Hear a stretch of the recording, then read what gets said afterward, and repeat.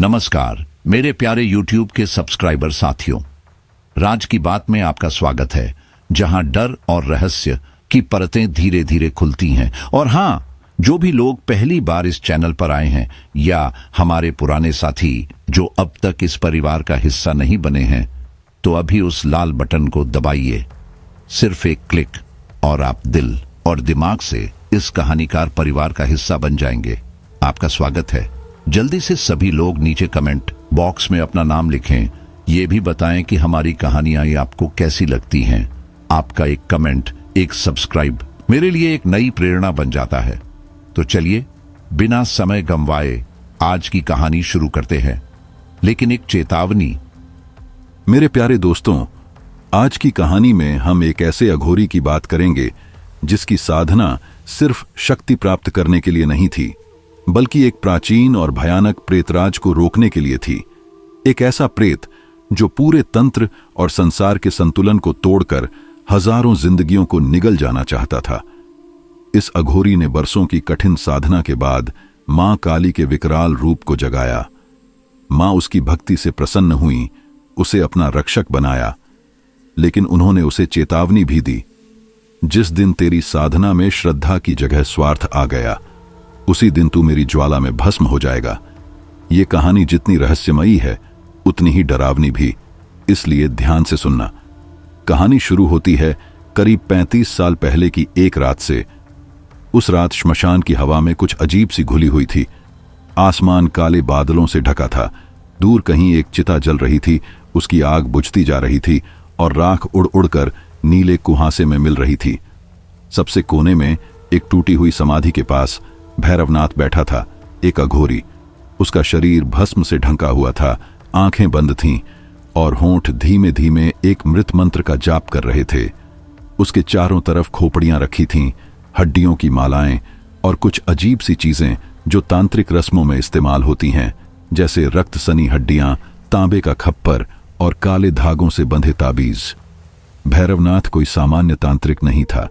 उसने सालों तक काली सिद्धि के लिए साधना की थी, वो साधना जिसमें मां काली खुद प्रकट होती है, मगर करुणा के रूप में नहीं, विकराल और विध्वंसक रूप में। अब वह अंतिम चरण में था। 7 रातों तक उसने कुछ नहीं खाया, कुछ नहीं पिया, और अब अमावस्या की काली रात थी। आज उसे भोग चढ़ाना था, इंसानी रक्त। उसने अपनी आंखें बंद की, माथे से पसीना टपक रहा था। वह बुदबुदाया, हे महाकाली, हे श्मशान वासिनी, अगर आज भी तू नहीं आई तो मैं अपना जीवन तेरे चरणों में अर्पित कर दूंगा। अचानक हवा जैसे रुक गई। चिता की लौ एक झटके में बुझ गई। आसपास के कुत्ते जो कभी कभी भौंकते थे अब चुप थे। फिर धुएं में एक आकृति बनने लगी। पहले एक डरावनी हंसी गूंजी जो कलेजे में उतर गई, फिर 2 चमकती लाल आंखें दिखीं, और फिर धीरे धीरे 10 हाथों वाला विकराल रूप सामने आया, मां काली स्वयं। भैरवनाथ की आंखें खुलीं। वह कांपा नहीं, उसके चेहरे पर भय नहीं, समर्पण था। मां की आवाज गूंजी, तूने सिद्धि मांगी है, पर क्या तू मृत्यु को थाम सकता है? तूने रक्त चढ़ाया है, पर क्या तू अपनी आत्मा की आहुति देने को तैयार है? उस रात वास्तव में क्या हुआ कोई नहीं जानता।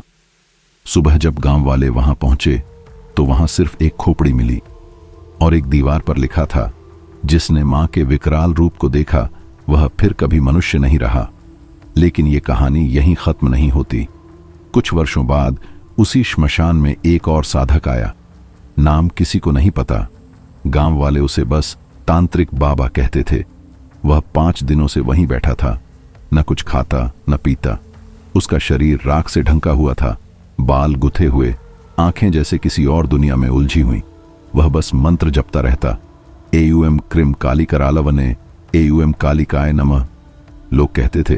उसने अपनी जीभ काटकर एक ताबीज में बंद कर दी थी ताकि उसके मंत्र कभी दिशा ना भूलें। उस रात कुछ बदलने वाला था। घड़ी ने ठीक 12 बजाए। तांत्रिक ने अपनी आंखें खोलीं। खप्पर में उसने लाल चूर्ण मिलाया, फिर अपनी हथेली पर चाकू चलाया।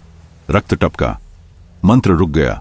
उसने आसमान की तरफ देखा और गरज कर कहा, हे महाकाली, अब और परीक्षा मत ले, दिखा दे अपना विकराल रूप। मैं तैयार हूं, अपनी आत्मा भी त्यागने को तैयार हूं। श्मशान की मिट्टी कांपी, चिता की लपटें नीली हो गईं। हवा कुछ बुदबुदाने लगी, जैसे कोई अदृश्य ताकत उसकी पुकार सुन चुकी हो। आसमान से एक काली छाया उतरी। कोई साफ आकृति नहीं थी, सिर्फ दो जलती लाल आंखें, उड़ते बाल, और हर कदम पर धरती से कराह निकल रही थी। वह उसके सामने रुकी और दहाड़ी, तू जानता है क्या मांग रहा है? सिद्ध नहीं, श्राप मांग रहा है, पागल। तांत्रिक मुस्कुराया। अगर मेरी मौत मां की आंखों के सामने हो तो वही मोक्ष है। छाया कांपी, फिर उसने अपना असली रूप लिया। मां काली प्रकट हुई, मगर यह रूप किसी मंदिर की मूर्ति जैसा नहीं था। उनकी आंखों से खून बह रहा था, जीभ बाहर निकली थी, हर हाथ में त्रिशूल, खप्पर, कटे सिर। आकाश लाल हो गया। तांत्रिक का शरीर कांपने लगा, मगर उसने अपनी जगह नहीं छोड़ी।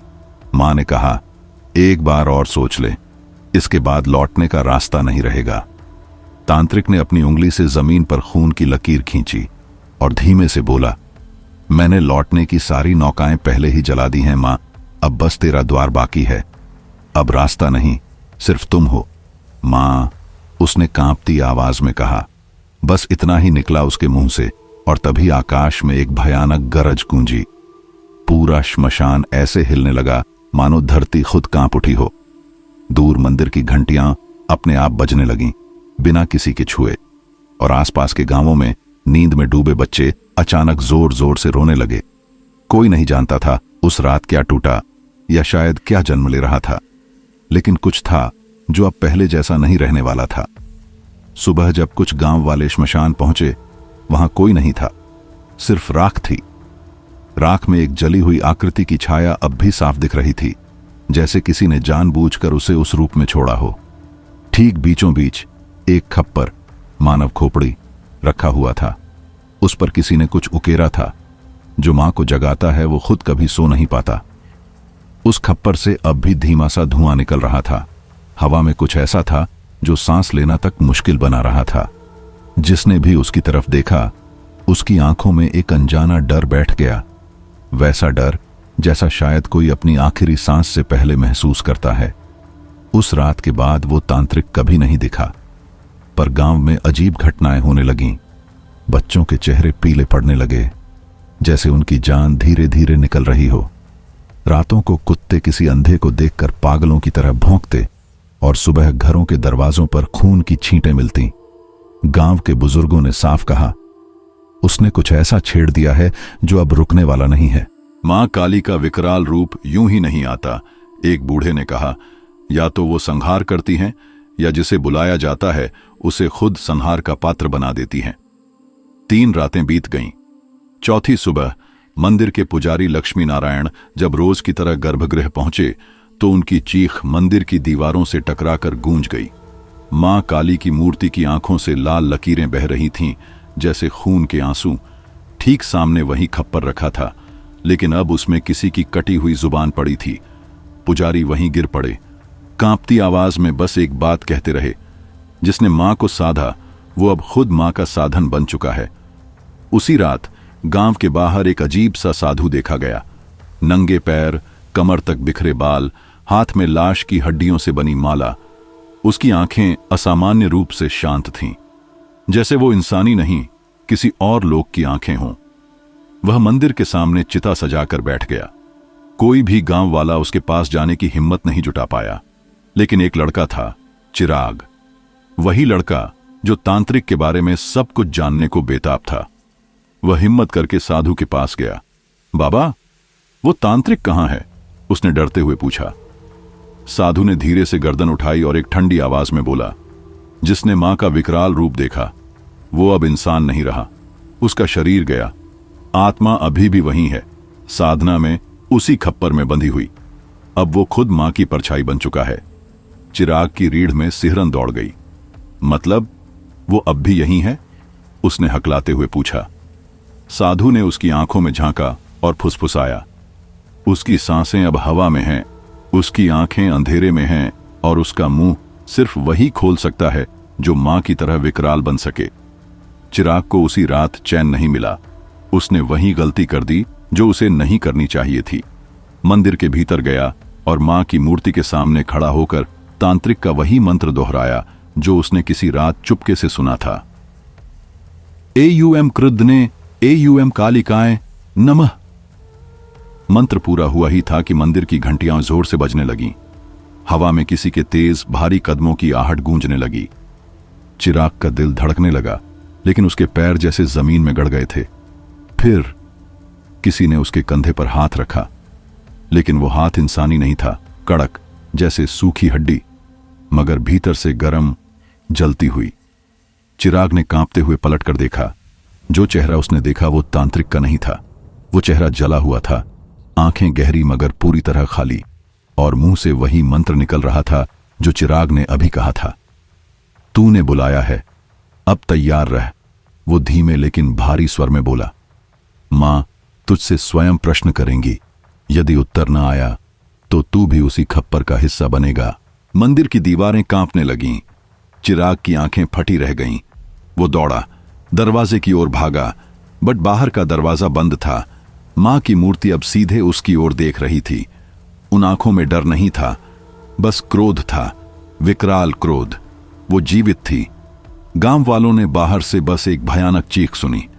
सुबह जब मंदिर का दरवाजा खोला गया, चिराग नहीं था। वहां सिर्फ फर्श पर खून से लिखा एक वाक्य चमक रहा था। जिसने मां को जगाया वो अब नींद नहीं देखेगा। गांव में सन्नाटा छा गया। कोई कुछ नहीं बोल पा रहा था। हर किसी की आंखों में बस एक सवाल तैर रहा था, अब अगला कौन? बुजुर्गों ने बैठक बुलाई। निश्चय हुआ, अब ऐसा कोई चाहिए जो सिर्फ कर्मकांड नहीं बल्कि परछाइयों की भाषा भी समझता हो। उसी दोपहर बुलाया गया पंडित शिवधरण जी को। उम्र जरूर ज्यादा थी, लेकिन चेहरा ऐसा कि देखकर लगता जैसे सालों की तपस्या ने इंसान को पत्थर में बदल दिया हो। माथे पर गाढ़ा चंदन, गले में रुद्राक्ष की माला और हाथ में एक पुरानी चमड़े की किताब। गांव में कदम रखते ही उन्होंने मंदिर की देहरी पर पैर रखा और वहीं रुक गए। उनकी आंखें सिकुड़ी। यहां कुछ और भी है, उन्होंने बुदबुदाया। मां की मूर्ति अब सिर्फ पत्थर नहीं रही थी, उसमें कुछ उतर आया था, कुछ ऐसा जो इंसानों की दुनिया में ज्यादा देर टिकता नहीं। गांव वालों की आंखों में डर साफ झलक रहा था। पंडित जी, चिराग कहां गया? किसी ने कांपती आवाज में पूछा। पंडित शिवधरण जी ने न जुबान हिलाई न आंख झपकाई। बहुत शांत लहजे में बोले, वो अब इंसानों की गिनती में नहीं आता। उसकी देह कहीं और होगी, पर उसकी आत्मा अब मां के विकराल रूप की चुप्पी में कैद है। रात होते ही मंदिर के अंदर हवन की तैयारी शुरू हुई। पंडित जी ने धीरे से कहा, अगर कुछ जानना है तो अब हमें मां से नहीं, उस तांत्रिक से बात करनी होगी जो अब इस दुनिया का नहीं रहा। मंदिर के चारों ओर काले धागों का घेरा खींचा गया। मंत्रोच्चार शुरू हुआ। जैसे ही पहली आहुति दी गई, हवन की आग अचानक नीली हो गई। तभी मंदिर के कोने से किसी की भारी सी सांस सुनाई दी, जैसे कोई बहुत देर से इंतजार कर रहा हो। पंडित जी ने आंखें मूंदी और बोले, मैं जानता हूं तू यही है। तू मां का साधक था, अब मां का हथियार बन चुका है, पर तेरे अंदर जो चेतना बची है, हमें उससे जवाब चाहिए। तभी दीवार पर एक परछाई उभरी, किसी चेहरे जैसी, पर आंखें बुझी हुई थीं और फिर भी उसमें एक जलन सी थी। एक भारी कंपकंपाती आवाज गूंजी, पंडित तू नहीं समझेगा, ये साधना नहीं थी, ये परीक्षा थी, और अब परीक्षा तुझ पर है। पंडित जी ने ठंडी सांस ली, फिर स्वर ऊंचा किया, तू डर नहीं फैला सकता। मैं शिव का पुजारी हूं, मृत्यु को 100 बार नचाया है मैंने। बोल, क्या चाहता है? धीरे धीरे वो परछाई और साफ हुई। अब सब देख सकते थे। वो तांत्रिक अब आधा इंसान, आधा कुछ और बन चुका था। उसकी पीठ से हड्डियां बाहर निकली थीं। चेहरा किसी देवी के त्रिनेत्र सा उभरा हुआ था और जबान आधी बाहर लटक रही थी, जैसे अब वो अपनी नहीं, किसी और की आवाज बोल रहा हो। मैं अब साधक नहीं, मां का संदेश हूं, वह बोला। हर वो आत्मा जो अंधेरे से खेलती है, उसका निर्णय अब मैं सुनाऊंगा। और अगला, पंडित तू है। पंडित जी चौंके नहीं। उन्होंने अपनी माला में से एक चुटकी भस्म निकाली और हवा में उड़ा दी। अगर तू मां का आदेश है तो मैं उस आदेश का उत्तर हूं। अब देख, तुझ में कितना श्मशान है और मुझ में कितना शिव। हवा जोर से चलने लगी। हवन की अग्नि जैसे आसमान छूने लगी, और तभी मंदिर की छत से लाल रंग की बूंदें टपकने लगीं। किसी ने देखा, मां की मूर्ति मुस्कुरा रही थी, लेकिन उस मुस्कान में करुणा नहीं, क्रोध था।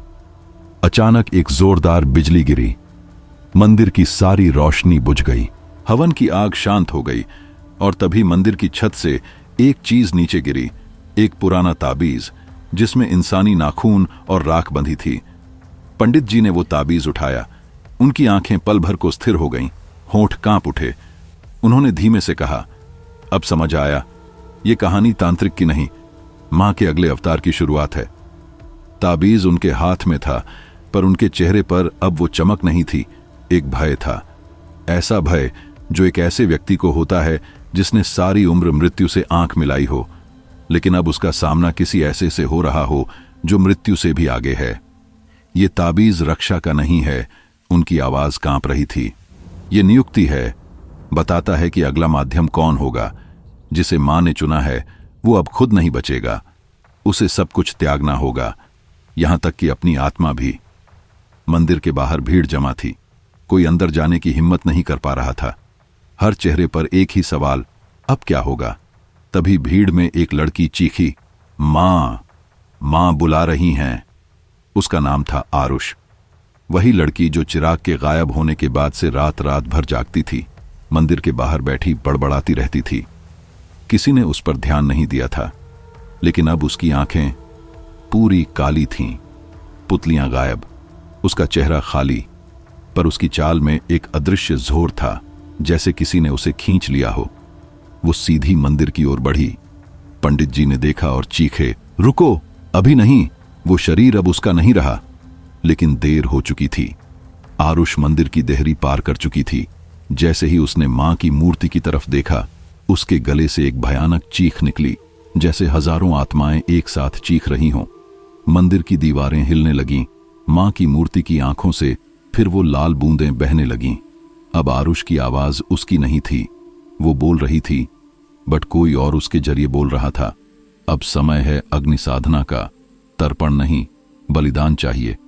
पंडित जी ने ताबीज अपनी माला में बांधा, चिता के पास पहुंचे, राख उठाई और बोले, अगर मां तुझ में उतर आई है तो तू अब इंसानों की दुनिया का हिस्सा नहीं रही, लेकिन याद रख, जब अग्नि भस्म करती है तो नया जन्म भी देती है।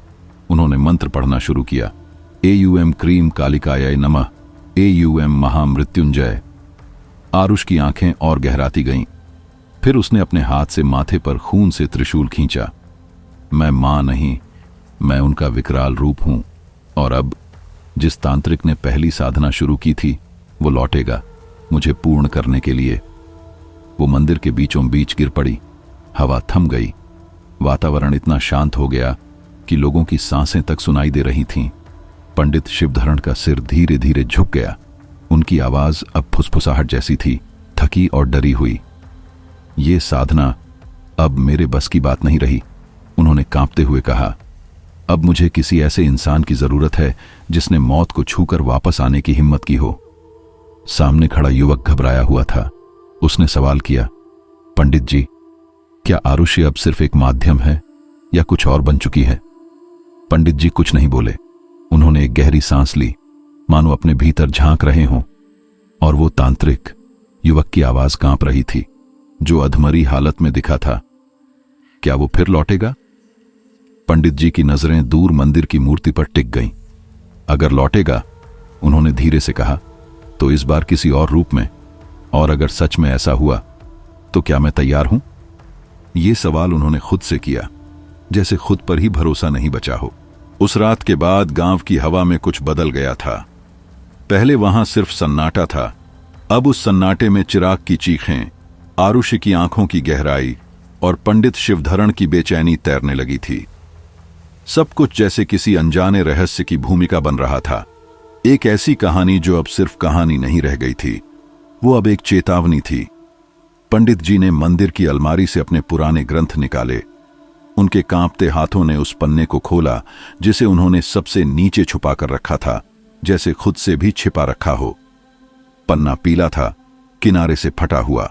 उस पर कोई मंत्र नहीं, सिर्फ एक रेखा चित्र था। एक नन्हा कद, इंसान के आकार का, लेकिन उसका चेहरा इंसानों जैसा नहीं था। उसकी तीसरी आंख माथे पर नहीं, गर्दन के ठीक ऊपर मांस को चीरकर बाहर निकली हुई थी। शरीर ऐसा जैसे किसी 5 साल के बच्चे का हो, लेकिन उसकी आंखें, उनमें मांसाहारी भूख थी। यही है, पंडित जी बुदबुदाए, त्रिनयन, वो जो इंसानों को खा जाता है लेकिन आत्मा को नहीं छोड़ता। उसकी साधना अधूरी है, मगर अगर उसे मां की शक्ति मिल गई तो अंत होगा, पर सिर्फ इंसानों का नहीं, पूरे कालचक्र का। पंडित जी की आंखों में डर साफ था। त्रिनयन का असली नाम कोई नहीं जानता, लेकिन श्मशान की प्राचीन भाषा में उसे त्रिनयन वटुक कहा जाता था। कहते हैं उसकी पहली बलि उसकी अपनी मां थी। तब वो बच्चा था, लेकिन उसने खुद को कभी बड़ा नहीं होने दिया। उसकी मासूम सी काया ही उसकी सबसे बड़ी चाल थी। लोग उसे कभी गंभीरता से नहीं लेते। उसी रात जब आरुषि मंदिर के भीतर बेहोश पड़ी थी, तभी मंदिर के पास बहती नदी के घाट पर कुछ लोगों ने किसी की चीखें सुनी। 4-5 लड़के मशालें लेकर दौड़े।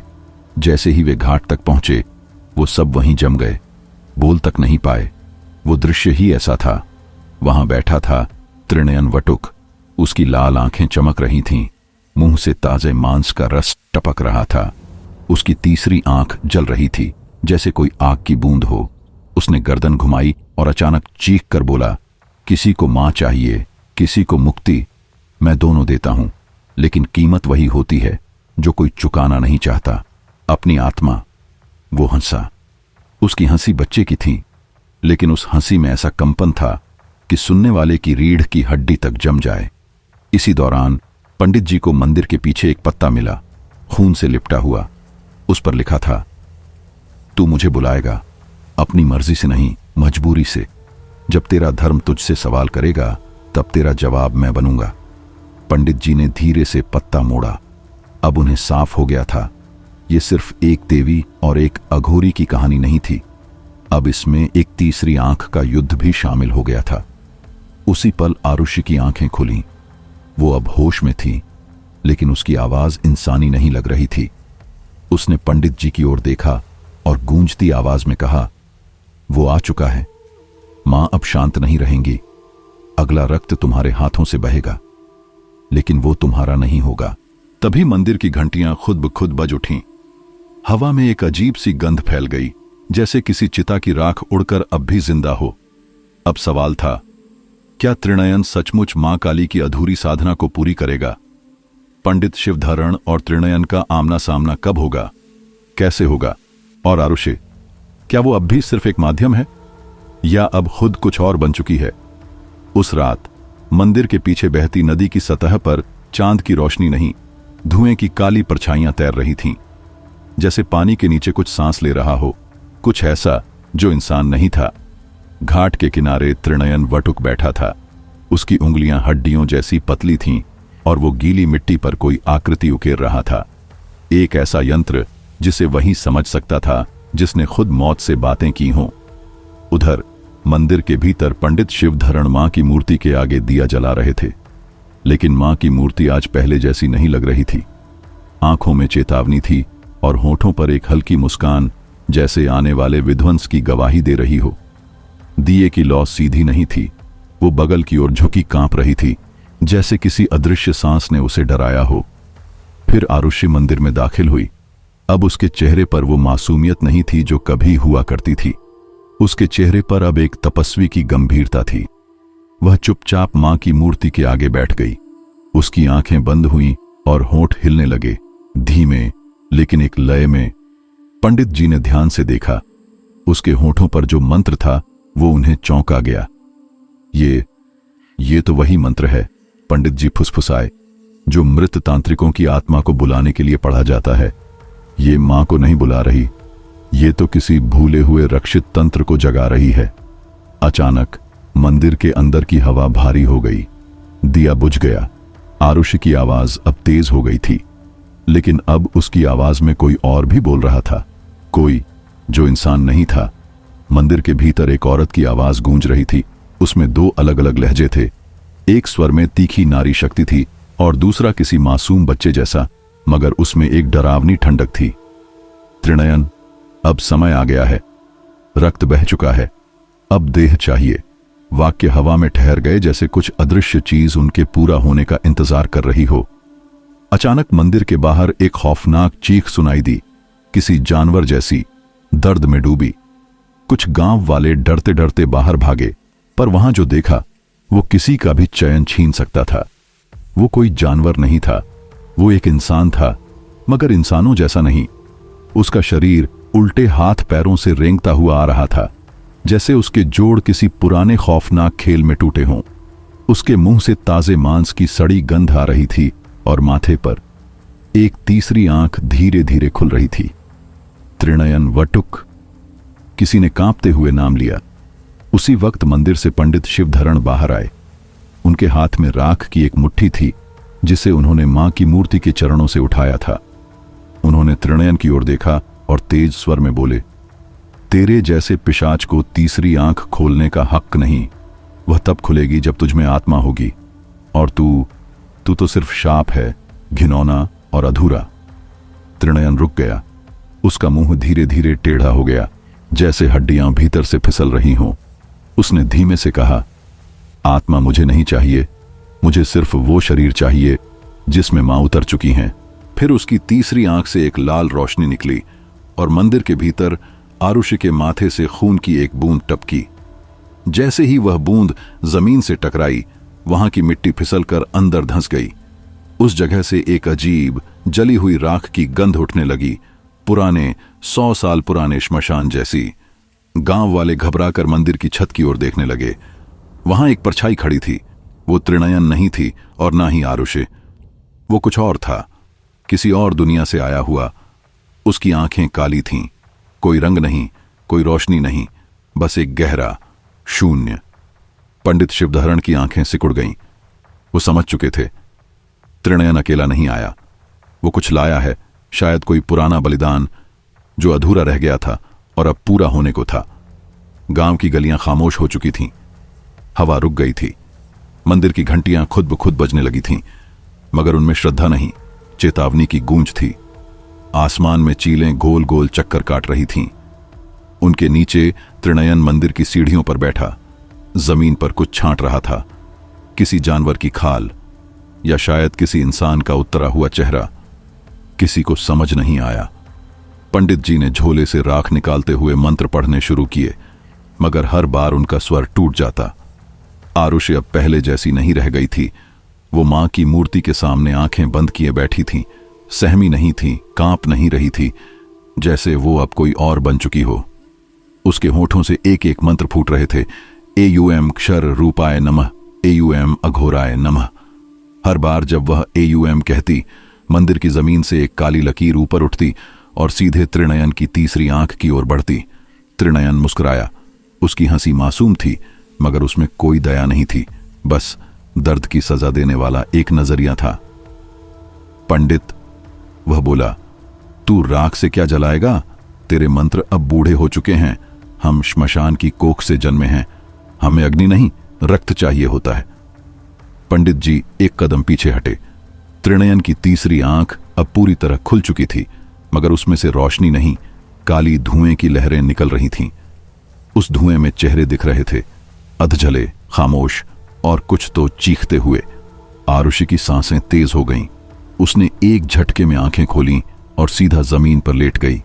मां की मूर्ति से एक लाल रोशनी निकलकर उसके चारों ओर फैलने लगी, जैसे देवी खुद उसके शरीर में समा रही हों या उसे अपने भीतर खींच रही हों। और तभी मंदिर की छत से वो परछाई नीचे उतरी, जिसकी आंखें काली थीं और जिसकी मौजूदगी से हवा भारी हो गई थी। उसका चेहरा साफ नहीं दिख रहा था, मगर जब वो आरुषि के पास पहुंचा, उसकी पीठ से 3 हड्डियों की बनी माला बाहर निकली और जमीन पर गिरते ही राख में बदल गई। त्रिनयन अब खड़ा हो चुका था। उसकी तीनों आंखें जल रही थीं। आ गया, वह बड़बड़ाया। वो भी आ गया, जिसे न मंत्र छूते हैं न तलवार। पंडित, अब यह युद्ध तेरा नहीं रहा, ना ही सिर्फ मां का। अब यह उनका है जो न जीवन से डरते हैं न मृत्यु से। पंडित शिवधरण ने आंखें मूंद लीं और गहरी सांस लेते हुए बोले, अगर मेरी देह से मां प्रसन्न होती हैं तो मैं डरता नहीं, पर अगर तुझ में मां को पाने की हिम्मत है तो जान ले, मां तुझे खुद भस्म कर देंगी। मंदिर की जमीन कांपने लगी। मां की मूर्ति की आंखों से खून के आंसू बहने लगे। आरुषि का शरीर हवा में उठने लगा, जैसे कोई अदृश्य शक्ति उसे ऊपर खींच रही हो या निगल रही हो। मंदिर के बाहर गांव वाले थर थर कांपते खड़े थे। कुछ तो भाग चुके थे, मगर जो रुके थे उन्होंने पहली बार देखा कि मंदिर के बीचों बीच जमीन से एक काला कमल निकल रहा है। उसकी पंखुड़ियों पर कुछ लिखा था, किसी पुरानी भाषा में जो अब सिर्फ श्मशान के वट वृक्ष ही समझते हैं। कमल की उन काली पंखुड़ियों से उठता धुआं अब पूरे मंदिर परिसर में फैल चुका था। हवा में अब गंध नहीं थी, वो खुद डर बन चुकी थी। जली हुई चर्बी की दुर्गंध, तपती धूप और पुराने कफन की सड़ी महक हवा में घुल गई थी। पंडित शिवधरण माथे पर पड़े पसीने को पोंछ ही रहे थे कि मंदिर की टूटी हुई दीवार के पीछे से एक अजीब सी आवाज आई, भारी कदमों की, जैसे कोई छोटा मगर बेहद वजनी शरीर रेत पर चल रहा हो। पंडित जी की आंखें चौकन्नी हो गईं। त्रिनयन भी अब एकटक उसी दिशा में देख रहा था। धुंध के बीच से धीरे धीरे एक आकृति उभरी। वो किसी 5 साल के बच्चे के कद जितना था, लेकिन उसका रंग राख जैसा भूरा, आंखें 3, 2 आम जगहों पर और एक माथे के बीचों बीच। हालांकि वह तीसरी आंख अभी बंद थी। उसके हाथों की उंगलियों में 3 लंबे मुड़े हुए नुकीले नाखून थे। उसकी पीठ पर हड्डियों से बनी एक छोटी जटाजूट उलझी हुई लटक रही थी। वो आकृति बिना कुछ बोले मंदिर के द्वार तक आई। उसने दरवाजे पर उंगली रखी और वहां बने पवित्र AUM के निशान को मिटा दिया। पंडित शिवधरण डर से कांपते हुए 2 कदम पीछे हटे। नहीं, ये तो कृमिधर है। उनकी आवाज फुसफुसाहट में बदल गई। नरभक्षी तांत्रिक, जिसे 10 शवों की बलि देकर कभी यहीं बांधा गया था। त्रिनयन की आंखों में अजीब सी चमक आ गई। उसके चेहरे पर पागलपन भरी मुस्कान फैल गई। अब मेरी साधना पूरी होगी।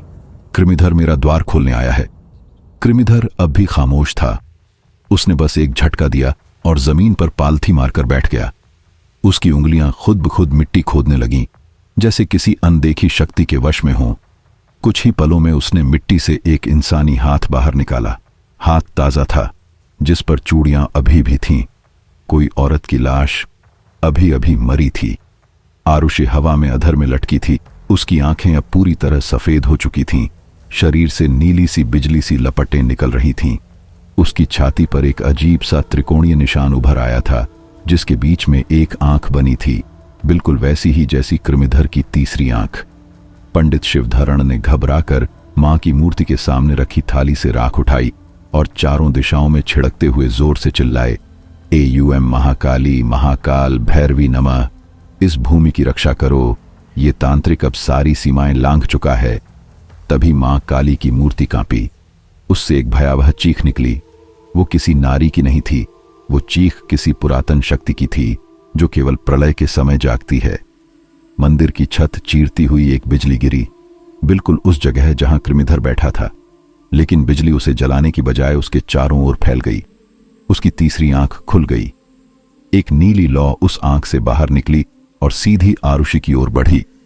लौ उसके सीने के त्रिकोण के भीतर समा गई। आरुषि की आंखें फिर से खुलीं, लेकिन अब उसमें मां की शक्ति नहीं थी। जो कुछ उसके भीतर समा गया था वो कोई देवी नहीं, कोई पुरातन प्रेत था। कुछ ऐसा जिसे सदियों पहले नष्ट कर दिया गया था और अब वह फिर लौट आया था। गांव की हवा में अब सिर्फ डर नहीं था, अब वहां मौत का ठंडा साया था। हवा जमी हुई सी लग रही थी, जैसे सांस लेते ही फेफड़े पत्थर बन जाएं।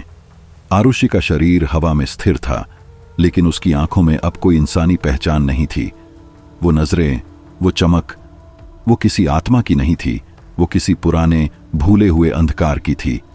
कृमिधर अब भी जमीन पर बैठा था, लेकिन उसके मुंह से जो मंत्र निकल रहे थे वो उसकी आवाज नहीं थी। वो तो जैसे सैकड़ों आत्माओं की मिलीजुली कराह थी, जिनका मांस और आत्मा वो खा चुका था। आरुषि अब इंसान नहीं रही। उसका शरीर अब एक ऐसी आत्मा का केंद्र था जिसका नाम लेने मात्र से अग्नि भी बुझ जाती है और महाकाल तक झुक जाते हैं। यह अब साधना का स्थान नहीं, काली छाया की जागृत भूमि बन चुका था। पंडित शिवधरण ने कांपते हाथों से एक लोटे में गंगा जल भरा और मंत्रों का जाप शुरू किया। जय माता दी, रक्षा करो। लेकिन लोटा उनके हाथ से गिर पड़ा। गंगा जल लाल पड़ चुका था। उसमें से खून की तीखी बदबू आने लगी। त्रिनयन जमीन पर झुका और दोनों हाथ फैलाकर बोला, स्वागत है अंधकार की देवी का, अब तांडव शुरू हो। आरुषि के मुंह से जो चीख निकली वो किसी लड़की की नहीं थी, वो किसी भूली बिसरी मृत आत्मा की गूंज थी जो इस धरती पर फिर लौट आई थी। मंदिर की मूर्ति झुकने लगी। अब वह काली माता की नहीं रही। उसकी आंखों से खून बह रहा था और उसकी जीभ बाहर निकलकर कांप रही थी। पंडित शिवधरण ने कांपते होठों से फिर मंत्र पढ़ने शुरू किए। तभी कृमिधर ने अपनी तीसरी आंख से एक काली लपट छोड़ी जो सीधी पंडित के कंधे पर लगी। वे चिल्लाए नहीं, बस जमीन पर गिर पड़े। उनका एक हाथ अब पूरी तरह काला पड़ चुका था, जैसे जान ही निकल गई हो। कृमिधर ने गुर्राकर कहा, बोल पंडित, तेरी मां आएगी, ला बुला उसे, देखता हूं क्या करेगी वो मेरी तीसरी आंख के सामने। त्रिनयन अब जोर जोर से हंस रहा था। उसकी हंसी में अब होश नहीं बचा था, सिर्फ पागलपन था। अब मैं शवों की नहीं, जीवितों की आत्माएं निगलूंगा। अब कोई गांव नहीं बचेगा पंडित, ये कहानी नहीं, आखिरी अध्याय है। लेकिन तभी मंदिर की छाया खींचने लगी, जैसे मंदिर के पीछे से कोई बहुत विशाल आकृति बाहर आ रही हो। हवा रुक गई। आरुषि की आंखें स्थिर हो गईं। कृमिधर चुप हो गया। उसकी तीसरी आंख कांपने लगी और फिर एक बेहद धीमी, ठंडी, भारी आवाज गूंजी, तुमने मुझे बुलाया नहीं था, लेकिन तुमने द्वार तोड़ दिया। अब यह खेल तुम्हारा नहीं रहा। कृमिधर की तीसरी आंख से हल्का धुआं उठने लगा। उसके चेहरे पर तनाव था, आंखें स्थिर और भयभीत। त्रिनयन, जो अभी तक मंत्रों के उच्चारण में डूबा हुआ था, एकदम शांत हो गया। उसके माथे पर पसीने की मोटी बूंदें चमक रही थीं। पंडित शिवधरण धीरे धीरे जमीन से उठने की कोशिश कर रहे थे, घुटनों पर हाथ टिकाए हाँफते हुए। उनके वस्त्र धूल और खून से लथपथ थे। आरुषि की देह अब धीरे धीरे हवा से उतरकर जमीन को छूने लगी थी, लेकिन उसकी आंखें अब भी खुली थीं, बिल्कुल स्थिर, और उन आंखों के बीचों बीच चमकता हुआ एक त्रिकोण उभर आया था, जैसे कोई प्रतीक जिसे समझना अब भी किसी के बस में नहीं था। मंदिर के बाहर से आई वो छाया अब अंदर आ चुकी थी, लेकिन उसका चेहरा अब भी अज्ञात था। वो जमीन पर नहीं चल रही थी, हवा में तैरती हुई, बिल्कुल शांत और असंभव सी। उसके पीछे उड़ती राख ने हवा में एक अजीब सी गंध फैला दी थी, कुछ जली हुई हड्डियों, कुछ पुराने कफन और चिता की सड़न। पंडित जी फुसफुसाए, ये कौन है? कोई जवाब नहीं आया, लेकिन हवा में एक कंपन था। मंदिर के हर कोने में अंधेरा रेंगने लगा, जैसे किसी ने समय को चीर कर धीमा कर दिया हो। हर सांस भारी लगने लगी। वो छाया अब धीरे धीरे आगे बढ़ रही थी, लेकिन उसकी चाल में कोई भयावह निश्चितता थी, ऐसी कि त्रिनयन की आंखें डगमगा गईं। वह अपने ही मंत्र भूल गया। कृमिधर की तीसरी आंख से अब धुएं के साथ लहू की धार टपकने लगी थी। उसकी वो आंख जैसे खुद को बंद करने की कोशिश कर रही थी, जैसे जान गई हो कि सामने क्या आ रहा है। पंडित शिवधरण दीवार का सहारा लेकर खड़े हो गए। उनके चेहरे पर घाव थे, लेकिन उनकी आंखों में अब डर नहीं था, सिर्फ जिज्ञासा। धीरे से उन्होंने बुदबुदाया, ये कोई देवी नहीं है, ये कुछ और है। और तभी वो छाया पूरी तरह सामने आ गई। उसका चेहरा न किसी इंसान का था, न किसी देवी का। उसकी आकृति राख और हड्डियों से बनी थी। माथे पर 3 जलते हुए अग्निबिंदु और आंखें इतनी गहरी और खाली कि उन्हें देखना मौत को देखना जैसा लगा। एक ठंडी कंपन भरी आवाज गूंजी, जिसने मां के नाम पर पिशाचों की साधना की, उसे अब मां नहीं, मृत्युदायिनी का न्याय मिलेगा। त्रिनयन पीछे हटने लगा, पर उसकी टांगें कांप रही थीं। कृमिधर वहीं बैठा हंसने लगा, एक विकृत थरथराती हंसी। मौत का खेल अब शुरू होगा, उसने चीखते हुए कहा, और इसका पहला शिकार तू नहीं, तेरी आस्था होगी पंडित। उसने जोर से मंत्र बोला, एयुम कृमिशक भयंकरी नमः। अगले ही पल मंदिर की जमीन फट गई। धूल और राख के बीच से हड्डियों का एक विशाल ढांचा बाहर आया, जो सांप की तरह हवा में लहरा रहा था।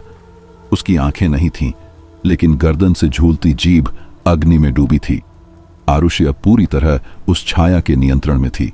उसका शरीर स्थिर था, पर आंखों से आंसू बह रहे थे। उसकी आत्मा शायद अब भी अंदर कहीं विरोध कर रही थी।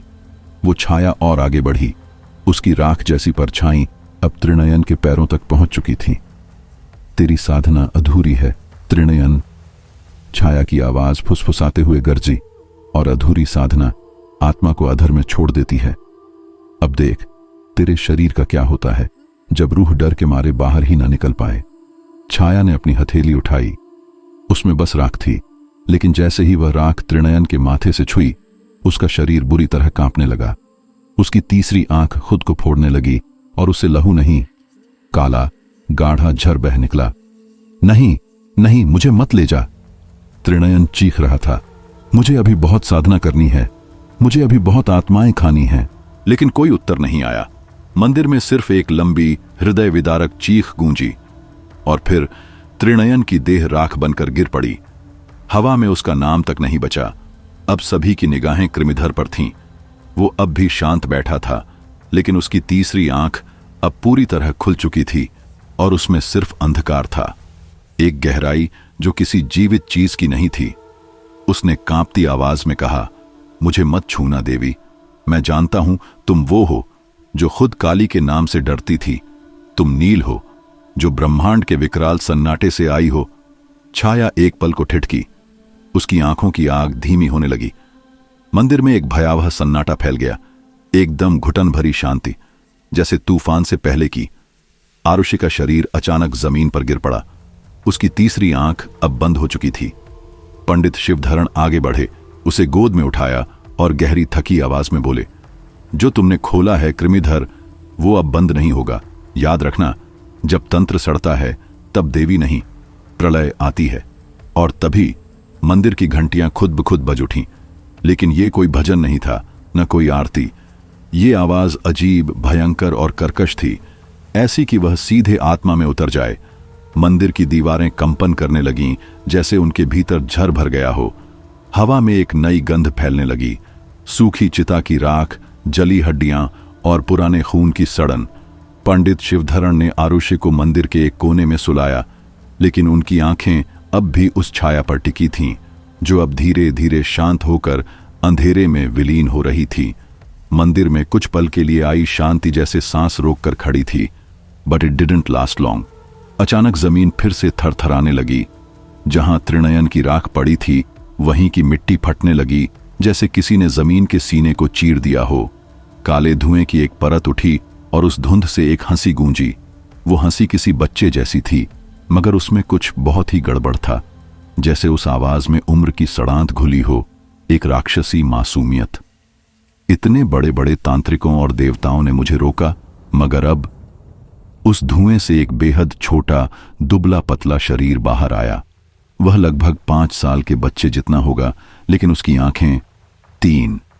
एक उसके माथे के बीचों बीच थी, जो लगातार चमक रही थी, जैसे किसी प्राचीन युग के आर्ष की तीसरी आंख हो। उसका पूरा शरीर झुलसा हुआ था। उसकी त्वचा पर कुछ लिखा था, मंत्र, जो ऐसे दिख रहे थे जैसे खून से जलाए गए हों। पंडित शिवधरण घबराकर एक कदम पीछे हटे। यह कौन है? उनकी आवाज कांप रही थी। अब तक शांत खड़ा कृमिधर उस प्राणी को देखकर जैसे पिघल गया। उसने जमीन पर सिर झुका दिया और धीमे स्वर में बोला, स्वामी भूत सिद्ध, नरमेध की तीसरी उत्पत्ति। जहां भी जाता है जीवन नहीं बचता, सिर्फ तंत्र बचता है।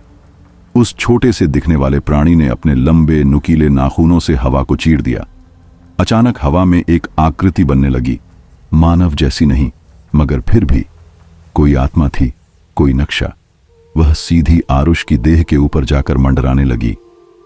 इस शरीर में देवी है, उसने गहरी आवाज में कहा, लेकिन मैं सिर्फ देवी नहीं खाता, मैं श्रद्धा खाता हूं, आस्था चूसता हूं, और सबसे ज्यादा मजा मुझे डर में आता है।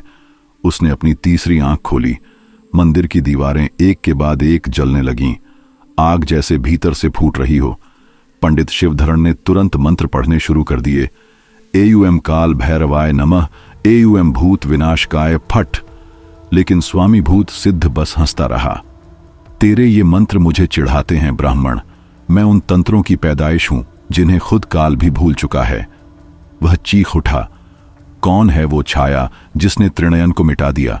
उसे वापस बुलाओ, खेल अभी शुरू हुआ है, खत्म नहीं। तभी मंदिर की छत पर फिर से एक परछाई लहराने लगी। ये वही शक्ति थी या कोई नई आपदा, कोई नहीं जानता था। फिर मंदिर की छत से एक गाढ़ा काला तरल टपकने लगा। वह खून नहीं था, बल्कि किसी प्राचीन तांत्रिक रस जैसा, जिसमें राख, हड्डियों की धूल और सड़े युगों का जहर घुला था। वो पत्थरों पर से बहता हुआ जमीन पर फैलने लगा। स्वामी भूत सिद्ध ने उस तरल को देखा और तीनों आंखों से मुस्कुराया। वह बच्चा सा दिखने वाला प्राणी असल में हजारों सालों की भूख और तंत्रिक शक्ति का भंडार था। पंडित शिवधरण अब बुरी तरह कांप रहे थे।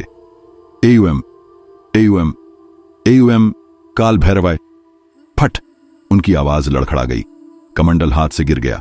कृमिधर ने वो तरल देखा और उसका पूरा शरीर सिहर उठा, जैसे उसके भीतर कुछ जाग गया हो। वो आ गया, वो बुदबुदाया, जिसका नाम सुनते ही वटवृक्ष सूख जाते हैं। यह कोई आम बलिदान नहीं है ब्राह्मण, ये रात सिर्फ मृत्यु की नहीं, एक युग के अंत की है। तभी मंदिर के पीछे से एक अजीब सी आवाज आई, लोहे की जंजीरों के घसीटने की और किसी बहुत भारी काया की थरथराती सांसों की, जैसे किसी ने सांस को पी लिया हो और अब बस उसकी गूंज रह गई हो। सभी की नजर उस दिशा में गई। झाड़ियों को चीरता हुआ एक नया प्राणी सामने आया। उसका चेहरा आधा इंसानी था और आधा किसी लोहे की जाली में ठूंसा हुआ पिघला मांस। उसकी आंखें नहीं थीं, सिर्फ गहरे गड्ढे थे जिनमें से काला धुआं निकल रहा था। उसका शरीर इतना भारी था कि हर कदम के साथ जमीन में दरारें पड़ रही थीं। मुझे किसने बुलाया? उसकी आवाज ऐसी थी जैसे किसी ने पत्थर को लोहे पर घसीट दिया हो। मेरी नींद में कौन घुसा? कृमिधर की आवाज फुसफुसाहट में बदल गई। ये है शूलभद्र, मृत्युलोक का रक्षक नहीं, उसका धोखेबाज, जो आत्माओं को भस्म करने से पहले उनकी यादों से खेलता है।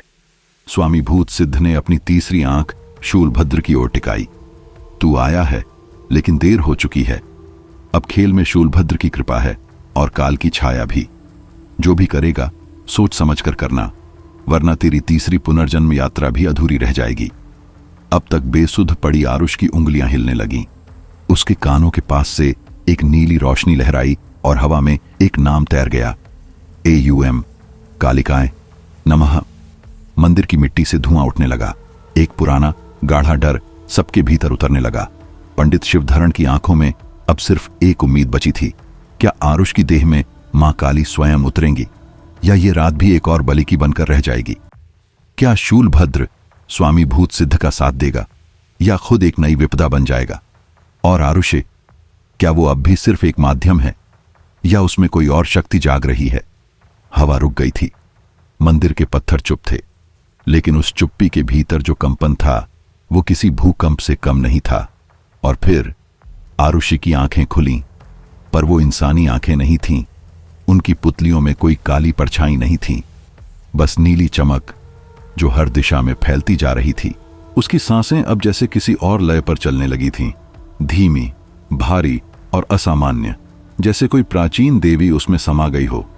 शूलभद्र ने एक कदम आगे बढ़ाया, लेकिन तुरंत रुक गया। उसके जल चुके मांस की गंध हवा में तैर गई थी, कड़वी, सड़ी और दमघोंटू। वो मुस्कुराया नहीं, लेकिन उसके चेहरे की मांसपेशियों में एक अजीब सी हरकत हुई, जैसे डर से मुस्काने की कोशिश कर रहा हो, या जैसे कोई मरा हुआ चेहरा जिंदा होने की कोशिश कर रहा हो। देवी के नाम की ज्योत जल चुकी है, पंडित शिवधरण ने जैसे खुद को याद दिलाने के लिए बुदबुदाया। फिर उन्होंने नीचे झुककर एक मुट्ठी राख उठाई, अपने सिर पर डाली और चिल्ला उठे, एयूएम कपालिनी रुद्राय नमः। उसी वक्त उन्होंने शंख फूंका। शंख की आवाज मंदिर की दीवारों से टकराकर गूंज उठी, जैसे सैकड़ों दबी हुई आत्माओं को नींद से जगा रही हो। मंदिर की दीवारों पर एक एक कर मृत तांत्रिकों के चेहरे उभरने लगे, जो कभी इसी जमीन पर बलि चढ़ाए गए थे। उनकी परछाइयां अब पत्थरों में उतर रही थीं। कृमिधर कांप रहा था, उसके होंठ मुश्किल से हिले। अब खेल खुल चुका है, लेकिन इसका अंत किसी को नहीं पता। देवी जाग चुकी हैं, लेकिन वो अब क्या करेंगी, ये वही तय करेंगी। अचानक आरुषि का शरीर बुरी तरह कांप उठा। उसकी कमर से ऊपर की हड्डियां टूटने जैसी आवाज कर रही थीं, जैसे अंदर से कोई दूसरा शरीर बाहर निकलने की कोशिश कर रहा हो। उसकी आवाज अब दोहरी हो गई थी। एक आवाज आरुषि की थी, मानव, स्त्री। दूसरी किसी प्राचीन अधमरी चेतना की थी, गहरी, गूंजती, समय से परे। तुमने मुझे जगाया, वह बोल रही थी। अब मेरी नजरों में तुम्हारी आत्माएं नग्न हैं। कौन सच्चा है और कौन सिर्फ लहू का भूखा, मैं चुनूंगी और कोई नहीं बचेगा। स्वामी भूत सिद्ध का चेहरा, जो अब तक शांत था, डर में डूब गया। उन्होंने अपना सिर झुकाया और जमीन पर 3 बार माथा टेका। एयूएम महाकालिकाय चंडी स्वरूपिण्याय नमः। उनकी आवाज कांप रही थी, पर शूलभद्र अब चुप नहीं रहा। वह आगे बढ़ा। उसकी आवाज स्थिर लेकिन भारी थी। मैं न तेरा सेवक हूं न विरोधी, उसने कहा, लेकिन जो जागा है वो देवी नहीं है, वो अधूरी शक्ति है, और अधूरी शक्ति रक्षा नहीं करती, सिर्फ विनाश करती है। अब आरुषि की आंखों से नीली नहीं, लाल रोशनी फूट रही थी। मंदिर की छत में दरारें पड़ने लगी थीं और जमीन फिर से कांप रही थी। उसी वक्त मंदिर के गेट के पास से किसी की धीमी आवाज आई। क्या यह वही शक्ति है जो कभी महाकाली के सामने खड़ी हुई थी? सबकी निगाहें घूमी। वहां एक दुबला पतला इंसान मंदिर में दाखिल हो रहा था। उसकी चाल में कुछ खास नहीं था, मगर उसकी आंखें, वो आंखें जैसे इंसान के भीतर झांक लेती थीं। वो था रुद्र नारायण, जिसे किसी ने कभी देखा नहीं था, लेकिन हर तांत्रिक ग्रंथ में उसका नाम डर के साथ लिखा होता था। आरुषि की देह में बैठी शक्ति उसे देखकर चुप हो गई। तू आया, उसकी दोहरी आवाज में यह शब्द गूंजे। रुद्र नारायण ने मुस्कुराकर कहा, अब देख कौन किसे भस्म करता है। मंदिर की दरारों से फिर एक तेज हवा अंदर घुसी। दीपक की लौ उल्टी दिशा में जलने लगी। शंख जमीन पर अपने आप घूमने लगा। आरुषि अब बिल्कुल शांत खड़ी थी, जैसे पत्थर की मूर्ति बन गई हो। रुद्र नारायण ने गहरी सांस ली। उसकी आवाज मंदिर के भीतर गूंजती रही। अब तक जो हुआ वो तो सिर्फ पहली परत थी, असली दरवाजा अब खुलेगा। तभी मंदिर के पिछले हिस्से से ढोल की थाप सुनाई दी, लेकिन यह कोई आम ढोल नहीं था। हर थाप जैसे किसी की छाती को चीरती हुई भीतर घुसती थी। मंदिर की दीवार पर एक छाया उभरी। एक लंबा तांत्रिक काले गेरुए वस्त्रों में लिपटा हुआ। उसके गले में हड्डियों की माला थी और चेहरा जैसे किसी ने खाल जला दी हो। एयूएम ह्रीं बगलामुखी देव्य नमः। उसकी आवाज में ऐसा कंपन था कि मंदिर के पत्थर भी कांप उठे। स्वामी भूत सिद्ध ने उसे पहचान लिया। अच्छे वरनाथ, तू आया है तो समझ ले, आज कोई नियम नहीं बचेगा, सब उल्टा होगा। अच्छे वरनाथ ने अपना त्रिशूल जमीन में गाढ़ा और बोला, जब तक यह शक्ति अधूरी है मैं इसे पूर्ण करूंगा। अगर यह देवी है तो मेरी पूजा लेगी, अगर यह प्रेत है तो मेरी सत्ता मानेगी, और अगर यह सिर्फ अग्नि है तो मैं उसे निगल जाऊंगा। रुद्र नारायण और अच्छे वरनाथ की नजरें मिलीं। हवा कुछ पल के लिए थम गई। शक्ति अब आरुषि के शरीर से बाहर निकल रही थी। मंदिर के केंद्र में एक विशाल काली लौ उठ रही थी, जैसे किसी भूले बिसरे देवता को पुकारा जा रहा हो। अचानक मंदिर की जमीन नीचे से फटने लगी। वहां से एक गूंजती हुई आवाज आई, जिसे तुमने दबा दिया था वो अब उठेगा, और इस बार कोई नहीं बचेगा। अब सवाल था, यहां से कौन बचेगा? क्या अच्छे वरनाथ उस शक्ति को काबू कर पाएगा, या खुद ही राख बन जाएगा? क्या रुद्र नारायण की मौजूदगी उस अधूरी देवी को रोक पाएगी? मंदिर की जमीन अब धड़कने लगी थी। फर्श की दरारों से धुआं नहीं, सांसें निकल रही थीं, किसी छिपे हुए जीव की, जो सदियों से वहां नीचे कैद था। अच्छे वरनाथ ने अपनी तीसरी आंख खोली। वो जो माथे पर नहीं, बल्कि दोनों आंखों के बीच एक काली चमकती पुतली के रूप में उभरी। उस पुतली में एक आकृति थी, एक औरत की, मगर वो औरत इंसान नहीं थी, और अब वो जाग चुकी थी। उसका चेहरा उल्टा था, जैसे किसी ने उसकी खोपड़ी को पीछे से मोड़ दिया हो।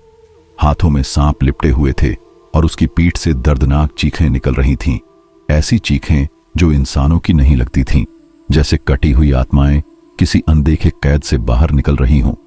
रुद्र नारायण के चेहरे पर सख्त गहराई थी। यह वही है जिसकी पूजा अधूरी रही थी। अच्छे वरनाथ ने धीरे से फुसफुसाया, काली नहीं, उससे भी पहले की कोई, अंधकार की जननी। रुद्र नारायण ने आगे बढ़कर त्रिशूल उठाया। उसका हाथ कांप रहा था, लेकिन आंखें डरी नहीं थीं। अगर तूने इस साधना को पूरा करने की कोशिश की तो पूरा ब्रह्मांड उलट जाएगा। ये तंत्र नहीं, महाप्रलय है। छिप जा रुद्र। अक्षवरनाथ की आवाज गर्जना की तरह फटी। तू एक रुकावट है, और रुकावटें बलिदान दी जाती हैं। आरुषि अब भी जमीन से ऊपर अधर में ठहरी हुई थी। शरीर निढाल, लेकिन होठों में हरकत थी। वह कुछ बुदबुदा रही थी, एक प्राचीन मंत्र जिसे अब कोई जीवित तांत्रिक नहीं जानता था। उसकी आंखों से खून बह रहा था, मगर एक अजीब बात हुई, वो खून जमीन पर नहीं गिरा। जैसे ही वो हवा से टकराया, आग की लपट में बदल गया, मानो देवी की शक्ति अब उसके भीतर से उसे जला रही थी। पंडित जी, जो अब तक एक कोने में चुप खड़े थे, धीरे धीरे आगे बढ़े।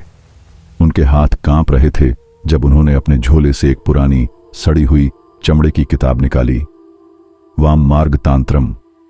यह ग्रंथ सिर्फ 3 लोगों ने पढ़ा है, उन्होंने कांपती आवाज में कहा, और जिसने आखिरी बार पढ़ा था उसने अपनी आंखें खुद फोड़ डाली थीं। उन्होंने गहरी सांस लेकर मंत्र पढ़ना शुरू किया। एयूएम क्रों ह्रीं भयंकरी कालिका जयंती मुंडमालिनी। जैसे ही पहला मंत्र मंदिर में गूंजा, छत से एक परछाई उतरी, इंसान की आकृति जैसी, लेकिन सिर नहीं था। गर्दन की कटी जगह से गाढ़ा धुआं निकल रहा था। वो परछाई धीरे धीरे चलती हुई आरुष्य के चारों तरफ चक्कर काटने लगी। अब कोई नहीं बचेगा, रुद्र नारायण की आवाज टूट रही थी।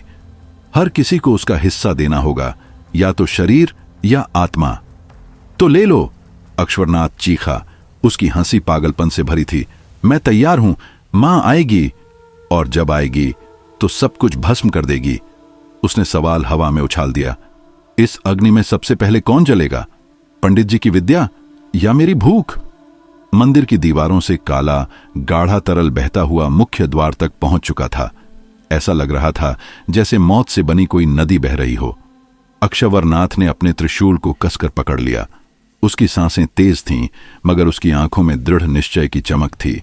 अचानक आसमान में तेज गर्जन हुआ और मंदिर की दीवारों पर काली परछाइयां उभरने लगीं। वे आत्माएं थीं जिन्हें त्रिनयन कभी निगल चुका था।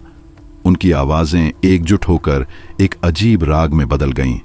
कोई प्रलय का संगीत बज रहा था। एयूएम काली काल भैरव्य भट्ट। अक्षवरनाथ ने 3 बार जाप किया, मगर वो आवाज जैसे मंदिर की हवा में ही डूब गई। तभी आरुषि का सिर झटके से मुड़ा और उसके होंठों से फुसफुसाहट निकली। अब वक्त आ गया है, माता का पुनर्जन्म होगा। उसकी आवाज में अब मां काली की गर्जना थी। जैसे ही शब्द हवा में बिखरे, मंदिर का शिखर झुक गया। ऊपर से एक आभा उतरी, भूरे रंग की लौ, मानो किसी प्राचीन राख से जन्मी हो। वह लौ मंदिर के बीचों बीच रुककर एक अस्पष्ट भयावह आकृति में बदल गई। न वह पूरी देवी थी, न राक्षस, कुछ ऐसा जो दोनों से परे था। रुद्र नारायण एक कदम पीछे हटा और कांपते स्वर में बोला, यह रूप महाकाल भी नहीं सह सकते। अक्षवरनाथ ने अपनी हथेली की ओर इशारा किया, जहां से खून की धार बह रही थी। महाकाल हो या महाश्मशान, जब तक मेरा तंत्र पूरा नहीं होता, कोई इसे नहीं रोक सकता। एक भारी आवाज गूंजी, जो जागा है वो अब लौटने वाला नहीं। ये आवाज थी भूत सिद्ध की। उसकी बातों में अब भूख नहीं थी, बल्कि एक नियति का ऐलान था। बाहर बादल घिर चुके थे। निहारिका से काले आंसू टपकने लगे। हर बूंद गिरते ही मंदिर की घंटियां अपने आप बज उठीं। एक ऐसी आरती जो श्रद्धा नहीं, सिहरन पैदा कर रही थी। हवाओं ने बहना बंद कर दिया। सब कुछ थम गया। ऐसा लग रहा था जैसे ब्रह्मांड ने अपनी सांस रोक ली हो। आरुषि अब भी अधर में ठहरी थी, मगर उसकी देह में लहराती काली लौ अब भी जल रही थी। तभी दूर से झरझराहट जैसी सीटी की आवाज आई, मानो मृत्यु ने खुद संगीत छेड़ दिया हो। एक बुजुर्ग तांत्रिक, छोटा कद लेकिन आत्मविश्वास से भरा, काले चंदन से लिपटा हुआ मंदिर के गर्भगृह में प्रवेश कर चुका था। उसकी पीठ पर एक सूखे पेड़ का टुकड़ा था, जिसे उसने जमीन पर थप कर रख दिया। सबके चेहरे पर हैरानी थी। यह था सर्वदमन, एक साधक जिसे पंडित जी ने सदियों से गुमनामी में रखा था। उसने जमीन पर दोनों हाथ रखे और बोला, एयूएम ह्रीं सर्वशक्तिमत पद्मनीय नमः। मैंने आह्वान सुना है, अब मैं आया हूं उस घड़ी को रोकने के लिए जो धड़कनों को चीर देती है। त्रिनयन की राखदार परछाई ने सिर को इतना झुका लिया कि सबने महसूस किया, अब सच में झुकना पड़ेगा। रुद्र नारायण ने त्रिशूल से धरती को छूकर कहा, तू भी आ गया सर्वदमन, पर क्या तू तैयार है? यह शक्ति किसी इंसान की नहीं, यह तो खुद मृत्यु की जननी है। सर्वदमन ने हल्की मुस्कान के साथ सूखे पेड़ पर हाथ फेरा और बोला, मैंने अपने गुरुओं से सीखा है, जहां तंत्र अधूरा हो जाता है वहां संहार रुकता नहीं। मगर संभलता है, और इस छाया के भीतर बैठी है वो जो देवी है मगर पहचान से परे। जिसने कभी खुद को भस्म कर लिया था, अब उसे पूरा करना है, वरना ये मंदिर, ये गांव और ये रात सब राख में बदल जाएंगे। अक्षवरनाथ ने गहरी सांस लेते हुए कहा। उसने अपनी कोहनी से पास की मिट्टी उठाकर हवा में फेंकी, जैसे कोई अंतिम रेखा खींच रहा हो। अगर तू साथ है, उसने कहा, तो हम तीनों मिलकर उस अंतिम मंत्र का उच्चारण करेंगे, वो मंत्र जो मां काली के तांडव से भी ज्यादा शक्तिशाली है। तभी मंदिर की दहलीज पर रखी आरती की थाली खुद ब खुद घूमने लगी। उस पर रखे लाल फूलों से झड़ती काली पंखुड़ियों ने जैसे वहां मौजूद सबकी सूरतें बदल दीं। हवा में फिर वही जली हुई चिता की गंध घुलने लगी और श्मशान की सुनसान खनखनाहट, वो आवाजें जो जिंदा इंसानों के कानों में नहीं उतरनी चाहिए। आरुषि की देह जो अब भी जमीन पर अधमरी पड़ी थी, उससे एक नई आवाज उठी, दूरी में बिखरी किसी उदास आत्मा की कराह, इतनी तीव्र कि सुनकर रूह कांप जाए। और तभी गर्भगृह के पास की जमीन एक पल में धंस गई। उठती धुंध के बीच एक आकृति धीरे धीरे उभरने लगी। उसकी चाल धीमी थी, लेकिन जितना वो चलता, मिट्टी खुद चीखने लगती। उसने हाथों में नागवल्ली की माला पकड़ रखी थी और उसकी अंगुलियों में पहनी अंगूठियों में अजीब सी चांदनी झिलमिला रही थी। पंडित जी कांपते हुए बोले, तुम कौन हो? वो बस हल्का सा मुस्कुराया और कहा, मेरा नाम उग्रदीप है। मैंने मृत आत्माओं के बीच अपनी आहुति दी है। अब इस प्रलय की आग को बुझाने आया हूं, वो आग जो खुद काल को भी भस्म कर सकती है। उसकी आंखें सफेद थीं, मगर उनकी परत में गहरी लाल रेखाएं दौड़ रही थीं, जैसे किसी अपशकुनी यंत्र से बुनी गई हों। रुद्र नारायण ने त्रिशूल ऊंचा उठाकर पूछा, एक नए तांत्रिक पर कैसे विश्वास करें? ये यहां क्यों आया है?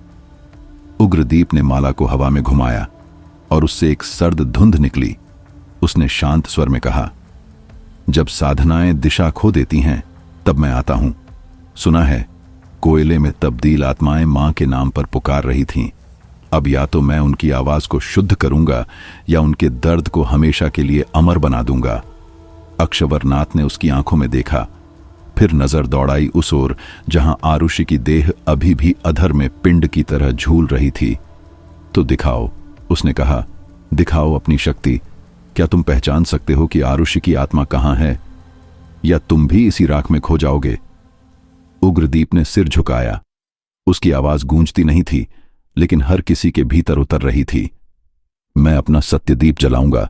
अगर ये देवी की लौ है तो ये मुझे रोशन कर देगी, अगर ये छाया है तो उसे उजागर कर देगी।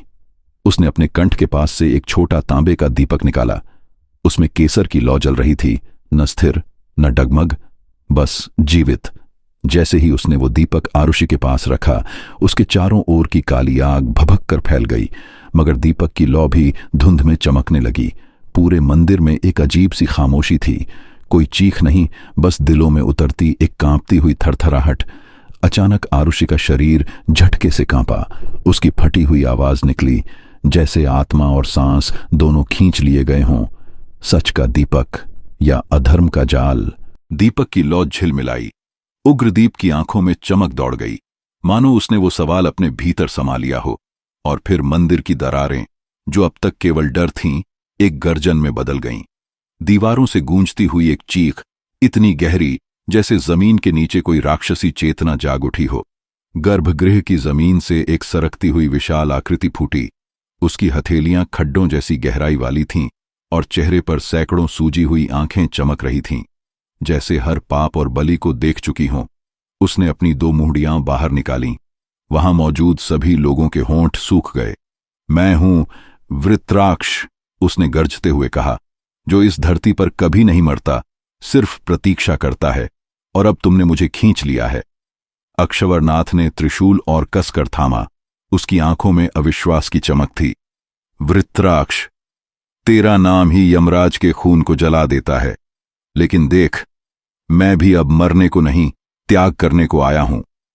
वृत्राक्ष ने एक झटके में मिट्टी उखाड़ी और अक्षवरनाथ की ओर फेंकी, लेकिन तभी उग्रदीप ने अपने दीपक की लौ से उस मिट्टी को जला दिया। तेरी जड़ें मिट्टी में होंगी, लेकिन मैं प्रकाश के तेल से उन्हें भी पलट दूंगा। उग्रदीप गर्जा। वृत्राक्ष की आंखें जल उठीं। प्रकाश, उसने चिल्लाया, मैं अंधेरे की आत्मा हूं। उसके काले धुएं जैसे पंजे आगे बढ़े, एक साथ उग्रदीप और अक्षवरनाथ को पकड़ने के लिए। अक्षवरनाथ ने त्रिशूल जमीन में गाड़ा और मंत्रोच्चारण शुरू किया। एयुएम क्रो शिकारी हरि। उसकी आवाज में ऐसी अग्नि थी जिसने वृत्राक्ष के पंजों को झुलसाकर पीछे धकेल दिया। उग्रदीप ने आंखें बंद कर नागवल्ली माला घुमाई। नीली ऊर्जा की धाराएं हवा में तड़पीं और वृत्राक्ष की ओर लपकीं, मगर वो तनकर सर्प की तरह मुड़ गया और हवा में लहराता हुआ दोनों पर गिर पड़ा। क्या तुमने सोचा मैं एक ही शक्ति हूं? वृत्राक्ष का स्वर और भयावह हो गया। मेरे भीतर सैकड़ों दानव हैं। हर बलि ने मुझे और मजबूत बनाया है। उग्रदीप ने दीपक को अग्नि में डुबोया और सीधे वृत्राक्ष के गले पर जड़ दिया।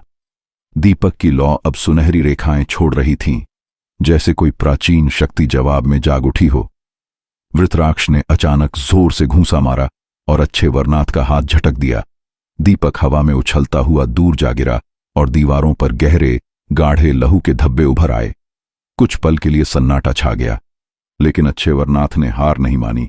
उसने त्रिशूल उठाया और उसके आगे से एक चक्र की तरह घूमती हुई ज्योति निकलकर वृत्राक्ष के चारों ओर मंडराने लगी। ये ज्योति मेरी आत्मा को भेद नहीं सकती, वृत्राक्ष गूंजती आवाज में चिल्लाया और एक ही सांस में दोनों पर नाग जैसे झर की धुंध उगल दी। वो धुंध खूबसूरत लगती थी, जैसे कोई चमकता कोहरा, पर उसकी महक में मौत की गंध थी। वो ऐसी थी जैसे मौत खुद मुस्कुराकर किसी के कंधे पर हाथ रख दे। उग्रदीप तुरंत पीछे हट गया। उसकी गले में पड़ी नागवल्ली की माला नीली रोशनी से चमकने लगी, झर के प्रभाव को रोकते हुए। अक्षवरनाथ ने अपनी गर्दन से फिसलती हुई माला उतारी और भागते हुए वृत्राक्ष के पास पहुंचा। गिरते गिरते उसने अपने लहूलुहान हाथ से माला पर एक शिवाक्ष उकेर दिया, एक प्राचीन चिन्ह जो राक्षस की आत्मा की जड़ें हिला सकता था। वृत्राक्ष चीख उठा। उसकी सूजी हुई आंखों से गाढ़े काले आंसू टपकने लगे। वो बेकाबू होकर पीछे हटा और जमीन में बने एक गर्त में समा गया, लेकिन जाते जाते भी उसकी गरजती हुई आवाज हवा में तैरती रही। मैं जाऊंगा, पर लौटूंगा जब खून फिर से व्यापार बनेगा। चारों ओर सन्नाटा था, लेकिन उस सन्नाटे में श्मशान जैसी सांसें थीं। मंदिर के चारों ओर बिखरा मलबा अब खून से सना लग रहा था, जैसे जमीन ने भी लड़ाई में हिस्सा लिया हो। चिता की राख की खुशबू में एक डरपोक जीवन छिपा बैठा था। मंदिर के योद्धा कांपते खड़े थे। उनकी सांसें चल रही थीं, पर उनमें जान नहीं थी, सिर्फ डर। अच्छे वरनाथ ने फिर से त्रिशूल थामा और गहरी सांस लेकर कहा, यह सिर्फ शुरुआत है, हमें अगली लड़ाई की तैयारी करनी होगी, जल्दी। उसी वक्त मंदिर के टूटे हुए द्वार से एक लंबा साया सरकता हुआ बाहर निकला। उसका कद अस्वाभाविक रूप से लंबा और पतला था। पीठ पर एक खोपड़ी से जड़ा हुआ ताबीज लटक रहा था और उसकी आंखों में भूख जैसी बेचैनी थी। पंडित शिवधरण ने उसे देखा तो आंखें फटी की फटी रह गईं। विवेक त्रिपाठी, तू कैसे? विवेक धीरे धीरे आगे बढ़ा, मानो उसके कदमों में सदियों का बोझ हो। उसने फुसफुसाकर कहा, मैंने तुम्हारी घंटियों की आवाज सुनी थी और डर के आह्वान पर आया हूं। जो मैंने देखा वो इतिहास की हर सीमा लांघ चुका है। उसी क्षण आरुष्य की देह धीरे धीरे जमीन पर उतरने लगी। उसकी आंखें अब वैसी नहीं रहीं। वो जैसे शरीर में होकर भी कहीं और देख रही थीं, शायद किसी और दुनिया में। विवेक पास आया, अपनी जेब से टॉर्च निकाली और जमीन पर रोशनी फेंकी। यहां एक धातु की पेटी है, उसने कहा। इस पर कुछ शब्द खुदे हैं। एयुम मृत्यु विभवाय नमः। लगता है ये वृत्राक्ष का मूल मंत्र है, जिसे हमने कभी बहती नदी से साधा था। उग्रदीप ने बिना कुछ बोले अपनी नागवल्ली दीपक उस पेटी पर रखा। धीमे स्वर में बोला, अगर यही उसकी असली शक्ति है तो हमें इसका रहस्य खोलना ही होगा, नहीं तो यह पुनर्जन्म की दस्तक है। वृत्राक्ष की गर्जना अब भी मंदिर की टूटी दीवारों के बीच गूंज रही थी, जैसे वो कहीं भीतर किसी दरवाजे को धीरे धीरे खटखटा रहा हो। रुद्र नारायण ने त्रिशूल को गौर से देखा और कहा, अब युद्ध केवल बाहर नहीं होगा, यह हमारे भीतर भी लड़ा जाएगा। क्या हम खुद के अंधेरे से जीत पाएंगे? अच्छे वरनाथ ने त्रिशूल जमीन पर रखा तो जमीन में एक कंपन दौड़ गई। मंदिर के गर्भगृह से एक स्याह धुआं उठने लगा। वो धीरे धीरे गाढ़ा हुआ और एक आकार लेने लगा। धुएं से एक भयानक आकृति उभरी, एक नया राक्षस, काल विनाशक। उसकी आंखें जलते अंगारों जैसी थीं और उसके शरीर से काली लपटें निकल रही थीं, जैसे वो खुद किसी नरक से उठा हो। उसकी आवाज गूंजी, अच्छे वरनाथ, तेरा अंत पास है। मैं वह शक्ति हूं जिसे न समय रोक सकता है न मृत्यु। अच्छे वरनाथ ने त्रिशूल को कसकर पकड़ा और नजरें मिलाकर बोला, तू अंधेरे की संतान है और मैं प्रकाश का दूत। तेरा अंत तय है। और तभी युद्ध शुरू हो गया। त्रिशूल की चमक और काल विनाशक की काली लपटें टकराईं। जमीन कांप उठी, आसपास की चट्टानें टूटने लगीं और आकाश में बिजली चमकी। एक क्षण के लिए ऐसा लगा जैसे खुद धरती थरथरा रही हो। उग्रदीप ने फिर से नागवल्ली दीपक जलाया। मंत्रोच्चार करते हुए उसने एक सुरक्षा कवच खड़ा किया और अच्छे वरनाथ को सावधान किया, ये राक्षस सिर्फ ताकत से नहीं बल्कि धैर्य और समझ से मरेगा।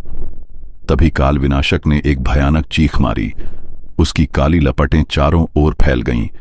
मंदिर की दीवारें टूटने लगीं और जमीन में एक गहरा गड्ढा खुला, जिसमें से और भी राक्षसी आकृतियां रेंगती हुई निकलने लगीं। अच्छे वरनाथ ने आकाश की ओर त्रिशूल उठाया और गरजते हुए पुकारा। त्रिशूल से निकली तेज रोशनी की एक किरण काल विनाशक पर गिरी, जैसे बिजली सी गिरी हो। उसका शरीर तड़प उठा, जैसे किसी ने उसे अंदर तक जला दिया हो। लेकिन वो राक्षस जोर से हंसा। उसकी हंसी में घमंड और वहशी खुशी थी।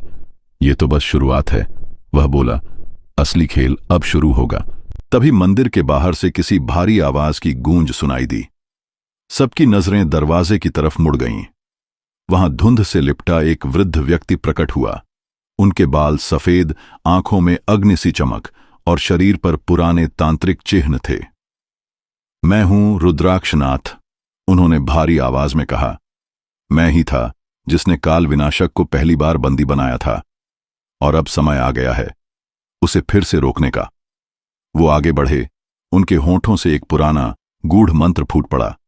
उनके चारों ओर हवा घूमने लगी, जैसे कोई अदृश्य शक्ति जगा दी गई हो। देखते ही देखते एक दिव्य जाल उनके सामने आकार लेने लगा। सुनहरी रेखाएं हवा में तैरती हुईं। मंत्रों की गूंज के साथ वह जाल काल विनाशक की ओर बढ़ा। नहीं, ये नहीं हो सकता, राक्षस ने छटपटाते हुए कहा। उसकी आवाज अब डर से कांप रही थी। लेकिन अब रुद्राक्षनाथ अकेले नहीं थे। अच्छे वरनाथ और उग्रदीप ने भी अपनी शक्ति केंद्रित की। तीनों तांत्रिकों ने एक साथ अपने हाथ उठाए और उस दिव्य जाल को ऊर्जा दी। जाल तेजी से सिकुड़ा और अंत में काल विनाशक को पूरी तरह जकड़ लिया। उसकी चीख मंदिर की दीवारों से टकराकर गूंजने लगी और फिर सब शांत हो गया। मंदिर के अंदर हवा जैसे थम गई। वो घनी भारी हवा अब वापस खींचती सी लगी, जैसे खुद कोई छाया, कोई देवी अब पीछे हट रही हो। आरती की थाली जो जमीन पर गिर पड़ी थी, अब चुपचाप तिमिर में चमक रही थी। अच्छे वरनाथ ने त्रिशूल जमीन में गाड़ दिया और थके स्वर में कहा, यह यात्रा अभी खत्म नहीं हुई। आज हमने एक अध्याय बंद किया है, लेकिन यह कहानी अभी हमसे बहुत कुछ पूछेगी। उग्रदीप ने दीपक बुझाया और उसकी बची हुई लौ को धीरे से अपनी हथेली में समेट लिया। यही राख, उसने कहा, एक नया बीज बनेगी और वो बीज हमें फिर बुलाएगा जब इंसान अंधेरे से लड़ने के लिए तैयार होगा। रुद्र नारायण आगे बढ़े। उन्होंने त्रिशूल को खून से सनी मिट्टी में डुबोया और उस पर एक गहरा रक्षक मंत्र पढ़ा। एयूएम मृत्युदायिनी नमः। उनकी आवाज में दृढ़ता थी, ताकि कोई अधूरी शक्ति फिर से न उठ सके। आरुषि, जो अब तक चुप थी, कांपती आवाज में बोली, इस रात ने हमें यह दिखा दिया कि हर आस्था के अंदर अंधेरा भी छिपा होता है, लेकिन जब वो अंधेरा रोशनी से मिलता है तो उसे कोई भी ताकत मिटा नहीं सकती। उसकी आंखों में अब वो खोई हुई चमक लौट आई थी। वो मुस्कुराई, हल्के से, इंसान की तरह। फिर सबकी तरफ देखा और सिर झुकाकर बोली, धन्यवाद। पंडित शिवधरण ने धीरे धीरे सबके नाम पुकारे। तुम सबने आज अपनी जान की बाजी लगाई है, वो बोले, लेकिन असली बलिदान तब होगा जब तुम अपनी हिम्मत और विश्वास को हमेशा जिंदा रखोगे। सबने सिर हिलाया। उस पल ऐसा लगा मानो वे सब एक नई कसम खा रहे हों कि जब भी फिर बुलावा आएगा वे फिर खड़े होंगे, उसी निडरता के साथ। अब आपकी बारी है। नीचे कमेंट में अपना नाम लिखिए। बताइए कि इस कहानी में किस पल ने आपको सबसे ज्यादा डराया, कौन सा संवाद आपके रोंगटे खड़े कर गया, और अगली कहानी किस पर होनी चाहिए। कोई पुराना श्राप, कोई अनसुलझी हत्या या कोई भूली बिसरी काया? कमेंट जरूर कीजिए। अगर आपको यह कहानी पसंद आई हो तो चैनल को सब्सक्राइब करें, बेल आइकन दबाएं और इस डर की यात्रा में अपने दोस्तों को भी साथ लाएं, क्योंकि डर के साए में असली